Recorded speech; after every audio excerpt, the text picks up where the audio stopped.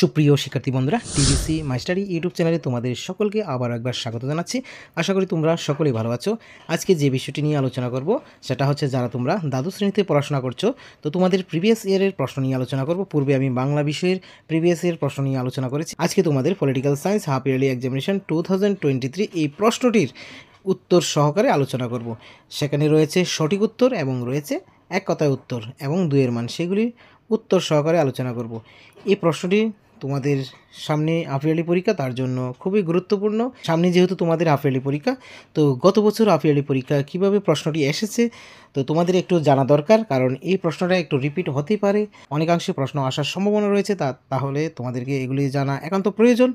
তো centralise question প্রশ্ন হয় বিগত 2 বছর যাবৎ। তো 2023-এর যে প্রশ্নটি, সেই প্রশ্নটির নিয়ে আলোচনা করব। সেই প্রশ্নটি সেট এ এবং সেট বি দুই রকম হয়ে থাকে। তো সেট এ প্রশ্নটি নিয়ে আলোচনা করছি।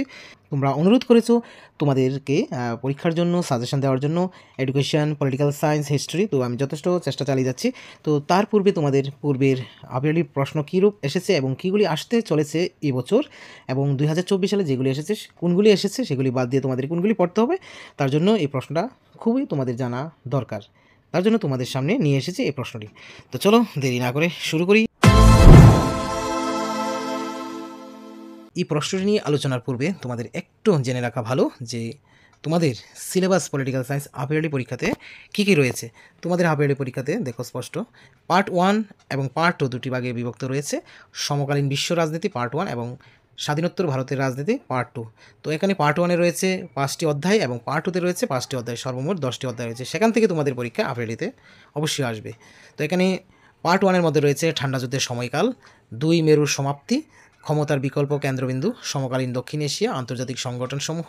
তারপরে রয়েছে পার্ট 2-তে রাষ্ট্র নির্মাণের প্রতিবন্ধকতাসমূহ, একদলীয় আধিপত্য, তারপরে পরিকল্পিত উন্নয়নের রাজনীতি, ভারতের বৈদেশিক সম্পর্ক, তারপরে কংগ্রেসি ব্যবস্থার সমস্যা ও তার পূর্ণ প্রতিষ্ঠা। ঠিক আছে, এগুলি। তো এগুলি থেকে এখানে সুন্দর করে দেওয়া আছে কোন অধ্যায় থেকে কত নম্বর প্রশ্ন আসবে।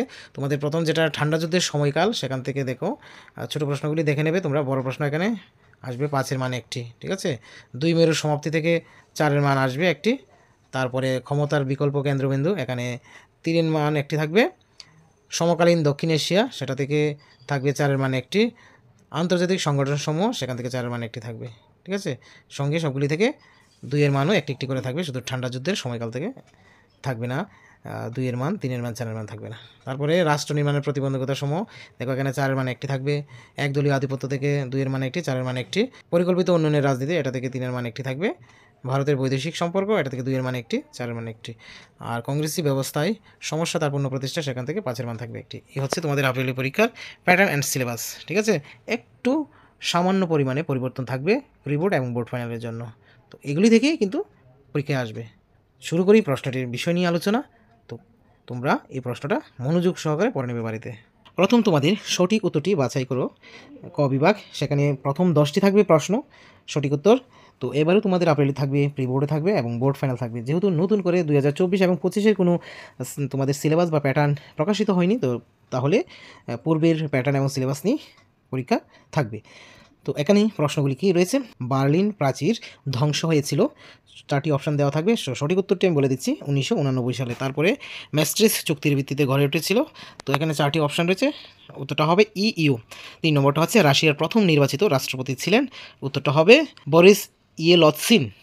ঠিক আছে, তারপরে হচ্ছে 4 নম্বরটি বিশ্ব নাগরিক সভা, উত্তরটা হচ্ছে সাধারণ সভা। সার্কের সদর দপ্তর অবস্থিত, সেটা হচ্ছে নেপালের কাঠমান্ডুতে প্রথমটি। তারপরে স্বতন্ত্র দলের প্রতিষ্ঠাতা ছিলেন, উত্তরটা হবে সি রাজাগোপালাচারী। তারপরে হচ্ছে 1947 সালে ভারত বিভাজনের সময় ভারতের গভর্নর জেনারেল ছিলেন লর্ড মাউন্ট ব্যাটেন।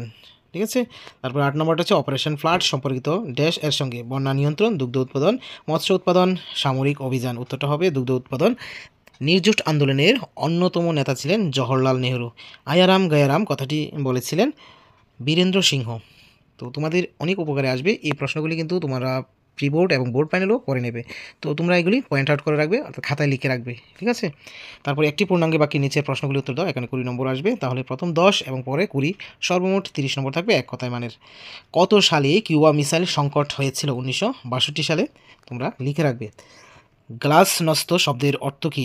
উত্তরটা হচ্ছে মুক্ত পরিবেশ বা খোলামেলা নীতি। 13 নম্বরটি হচ্ছে নেটো। নেটো কত সালে গঠিত হয়েছিল? 4 এপ্রিল 1949।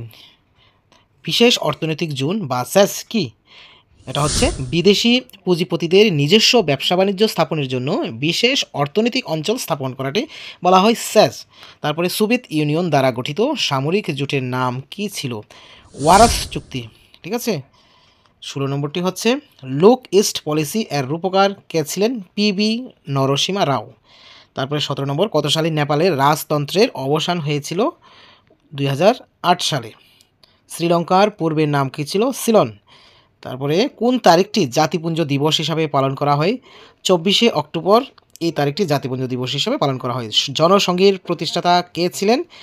শ্যামাপ্রসাদ মুখার্জি। তারপরে 21 নম্বরটা হচ্ছে 1947 সালে দেশ ভাগের পর কোন দুটি রাষ্ট্রের উদ্ভব হয়েছিল? ভারত ও পাকিস্তান। দেশ জুড়ে অর্থাৎ ভারত কখন সাধারণ নির্বাচনে ইভিএম এর ব্যবহার শুরু হয়েছিল? 2004 সালে। নিজামের অর্থাৎ হায়দ্রাবাদ স্থানটির নাম। আধা সামরিক বাহিনীর নাম কী ছিল? আধা সামরিক বাহিনীর নাম ছিল রাজাকার বাহিনী। ভারতের প্রথম মুখ্য নির্বাচন কমিশনার কে ছিলেন? ডক্টর সুকুমার সেন। 25 নম্বরটি হচ্ছে এনআইটিআই এর পুরো নাম কী ছিল? National institution for transforming India. 26 নম্বর, ভারতে দুগ্ধমানব কাকে বলা হয়? বার্গেস কুরিয়ান। 27 নম্বর, পঞ্চশীল চুক্তি কাদের মধ্যে স্বাক্ষরিত হয়েছিল? ভারত ও চীনের মধ্যে স্বাক্ষরিত হয়েছিল। ভারতের বিদেশ নীতির মূল উপাদান কোনটি? জোট নিরপেক্ষ। জয় জওয়ান জয় কিষাণ এই স্লোগানটি কে দিয়েছিল? লাল বাহাদুর শাস্ত্রী। অকংগ্রেসিবাদ কথাটি কে প্রথম ব্যবহার করেন? রাম মনোহর লোহিয়া। ঠিক আছে, তাহলে এখানে আমি 30 নম্বরের উত্তর বলে দিলাম। এইগুলি কিন্তু বারবার বলে দিচ্ছি, খুবই ইম্পর্ট্যান্ট। আপিয়ারলি বলো, ফ্রি বোর্ড এবং বোর্ড ফাইনাল, তোমরা এগুলি অবশ্যই খাতায় পয়েন্ট আউট করে রাখবে। বিভাগ খ, নিম্নলিখিত প্রশ্নগুলি সংক্ষেপে 40টি শব্দে উত্তর দাও। একটির মান হচ্ছে 2 নম্বর করে। হ্যাঁ, ঠিক আছে, 5টি থাকবে 10 নম্বর। তো সেগুলি তোমাদের উত্তর বলে দেওয়ার চেষ্টা করছি, তোমরা অবশ্যই লিখে রাখবে খাতায়। SAARC এর দুটি সাফল্য উল্লেখ করো, মানে সার্ক এর দুটি সাফল্য উল্লেখ করো। তো সার্ক মানে পুরো নামটাও বলে দিচ্ছি, south Asian association for regional cooperation. ঠিক আছে, দক্ষিণ এশিয়া আঞ্চলিক সহযোগিতা সংস্থা। তো এর দুটি সাফল্য আমাদেরকে জানতে হবে। কি? খাদ্য সুরক্ষণ ব্যবস্থাপনা ও দারিদ্র্য দূরীকরণের কমিশন গঠন হচ্ছে সার্ক সাফল্যের একটি অন্যতম কারণ। তারপরে হচ্ছে সার্কের সদস্য রাষ্ট্রগুলির মধ্যে অর্থনৈতিক আদান প্রদান ও বাণিজ্যিক সহযোগিতা যথেষ্ট বৃদ্ধি পেয়েছে, মানে সাফল্য এসেছে। তারপরে পারস্পরিক সহযোগিতার মাধ্যমে সন্ত্রাসবাদ প্রতিরোধের যথেষ্ট সাফল্য এসেছে।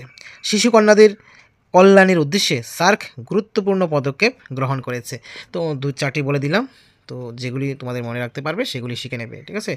অভিঘাত থেরাপি কি? বলে দিচ্ছি, তোমরা লিখে রাখবে। সোভিয়েতের বিভাজনে সাম্যবাদের ধারণা বিপর্যস্ত হয়। সোভিয়েত শিবিরের অন্তর্ভুক্ত বেশিরভাগই রাষ্ট্রের স্বৈরাচারী সামন্ততান্ত্রিক শাসন ব্যবস্থা থেকে গণতান্ত্রিক পুঁজিবাদী ব্যবস্থা রূপান্তর ঘটে। তবে এই রূপান্তরের পদ্ধতি ছিল অত্যন্ত বেদনাদায়ক। রাশিয়া, মধ্য এশিয়া এবং পূর্ব ইউরোপের এরূপ রূপান্তরের যে পদ্ধতি বিশ্বব্যাংক এবং IMF দ্বারা প্রবাহিত হয় তাকে আমরা অভিঘাত থেরাপি বলে জানি। তারপরে প্রশ্নটি হচ্ছে সর্বজনীন প্রাপ্তবয়স্কের ভোটাধিকার বলতে আমরা কি বুঝি? সর্বজনীন প্রাপ্তবয়স্ক ভোটাধিকারের অর্থ হলো যে কোনো প্রদত্ত দেশের সমস্ত প্রাপ্তবয়স্ক নাগরিক তাদের জাতি, ধর্ম বা লিঙ্গ নির্বিশেষে ভোট দিতে পারে। প্রতিটি ভোট সমান, এটি যে কোনো গণতন্ত্রের সবচেয়ে একটি অপরিহার্য বৈশিষ্ট্য। তো আমরা জানতে পারলাম সর্বজনীন প্রাপ্তবয়স্ক ভোটাধিকার মানেটা কি। তারপরে জানবো আন্তর্জাতিক অর্থভাণ্ডার IMF এর কাজ কি। আন্তর্জাতিক অর্থভাণ্ডার অর্থাৎ ইন্টারন্যাশনাল মনিটারি ফান্ড, IMF তার বিভিন্ন উদ্দেশ্যকে সামনে রেখে নানাবিধ কাজ সম্পাদন করে থাকে। সংক্ষেপে সেই কাজগুলি কি বলে দিচ্ছি। 1 নম্বর হচ্ছে IMF আন্তর্জাতিক আর্থিক সহযোগিতা বৃদ্ধির চেষ্টা করে। 2 নম্বর হচ্ছে আন্তর্জাতিক বাণিজ্যকে উৎসাহিত করা এবং সারা বিশ্বে দারিদ্রতা হ্রাস করা। তারপরে বিভিন্ন দেশের মুদ্রানীতি ও মুদ্রামানের হ্রাস বৃদ্ধি পর্যবেক্ষণ করা হচ্ছে প্রধান কাজ। আশা করি বুঝতে পেরেছো। তারপরে প্রশ্ন হচ্ছে নেহরুর বিদেশ নীতি 3টির উদ্দেশ্য। তো নেহরুর বিদেশ নীতি বা বৈদেশিক নীতি বা পররাষ্ট্রনীতি এই 3টির উদ্দেশ্য বলে দিচ্ছি, মানে ফরেন পলিসি। ঠিক আছে, নেহরুর বৈদেশিক নীতির 3টি প্রধান উদ্দেশ্য ছিল: 1 নম্বর কঠোর অর্জিত সার্বভৌমত্ব রক্ষা করা। তারপরে 2 নম্বর হচ্ছে আঞ্চলিক অখণ্ডতা রক্ষা করা। 3 নম্বর দ্রুত অর্থনৈতিক উন্নয়নের প্রচার করা। তো বলে দিলাম সর্বমোট 40 নম্বরের। তো এখানে বিভাগ গ, তো অনধিক 70টি শব্দে নিম্নলিখিত প্রশ্নগুলির উত্তর দাও। একটি প্রশ্নের মান হচ্ছে 3, 2টি দিতে হবে 6 নম্বর। প্রথম পঞ্চবার্ষিকী পরিকল্পনার প্রধান প্রতিপাদ্য বিষয় বা প্রত্যাশাগুলি কী ছিল তোমাদের শিখতে হবে। তারপরে আসিয়ান লক্ষ্য 2020 এর উপাদানগুলি কী ছিল, এই প্রশ্নটি ফাইনালে 2024 সালে এসেছে, তো তোমাদের এটা শিখতে হবে না, ঠিক আছে। তারপরে যাচ্ছি বিভাগ ঘ, 100টি শব্দের মধ্যে নিম্নলিখিত প্রশ্নগুলির উত্তর দাও। এখানে 6টি প্রশ্ন রয়েছে, তো তার মধ্যে তোমরা উত্তর করবে। একটি প্রশ্নের মান হচ্ছে 4, ঠিক আছে। প্রথম 38 নম্বর প্রশ্নটি হচ্ছে 1947 সালে দেশ বিভাজনের ফলাফল আলোচনা করো। তো এখানে প্রশ্নটি খুব ইম্পর্টেন্ট, দেশ বিভাজন মানে ভারতের বিভাজনের ফলাফল।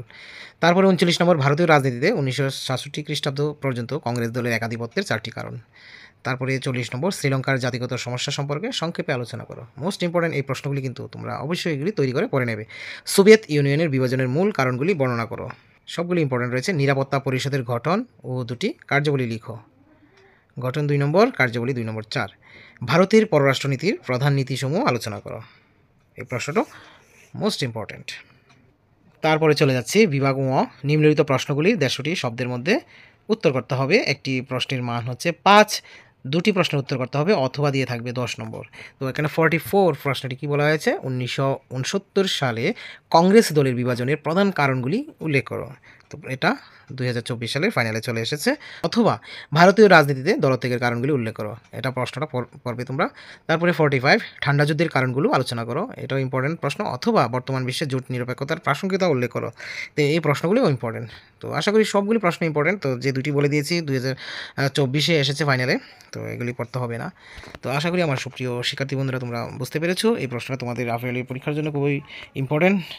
এখানে 1-এর মান হোক আর 2-এর মান, 3, 4, 5 সবগুলি প্রশ্নের মানই ইম্পর্টেন্ট। তো বলে দিলাম অবশ্যই তোমরা এটা গুরুত্ব দিয়ে উত্তরগুলি তৈরি করে নেবে, ঠিক আছে। যে দুটো প্রশ্ন বাদ দিলাম সেটা বাদ দিয়ে বাকিগুলি তৈরি করে নেবে। তারপরে তোমাদের পলিটিক্যাল সায়েন্সের যেমন অধ্যায় ধরে ধরে তোমাদেরকে বলে দেব যে কোন অধ্যায় থেকে শিখতে হবে।